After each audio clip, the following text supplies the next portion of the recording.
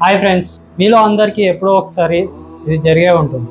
మీ పెద్దవాళ్ళు మీకు ఇది చేస్తే మంచిది, అది చేస్తే మంచిది అని మీకు చాలా చెప్పి ఉంటారు. అవి మీరు ఎందుకు చేయాలి అని అడిగి కూడా ఉంటారు. అలా అడిగినప్పుడు వాళ్ళు మీకు ఏమీ చెప్పరు. జస్ట్ చెప్పాను కదా చేయండి అని అంటారు. కానీ మీకు అది ఏందో తెలుసుకోవాలి అని, అసలుకి అలా చేయడం వల్ల ఏం జరుగుతుందో తెలుసుకోవాలి అని చాలా మందికి ఉంటుంది. అలాగే గాయత్రి మంత్రాన్ని జపించమని మన పెద్దలు మనకి ఎప్పుడూ చెప్తూనే ఉంటారు. గాయత్రి మంత్రం చాలా పవర్ఫుల్ మంత్రం అని, జపిస్తే చాలా మంచి జరుగుతుంది అని మన పెద్దవాళ్ళు మనకు చెప్తూ ఉంటారు. కానీ అసలుకి గాయత్రి మంత్రం అర్థం ఏంటి, అసలు జపిస్తే ఏం జరుగుతుంది అనేది మనకి ఎవరూ చెప్పరు. ఎందుకు అంటే చాలా మందికి ఆ విషయం తెలియదు. అసలు గాయత్రి మంత్రం అంటే ఏంటి? ఓం భూ భువస్సః తస్సని తుర్వదీన్యం భర్గో దేవస్య ధీమహి ధియో యో న ప్రచోదయాత్. సింపుల్ గా దీని మీనింగ్ ఏంటి అంటే, భూలోకం నుంచి స్వర్గలోకం వరకు మనల్ని పుట్టించిన, మనల్ని ఈ సృష్టిని పుట్టించిన ఆ పరాశక్తిని ధ్యానం చేసుకున్నారు. దేనికోసము అంటే మన మనసుని కరెక్ట్ డైరెక్షన్ లో,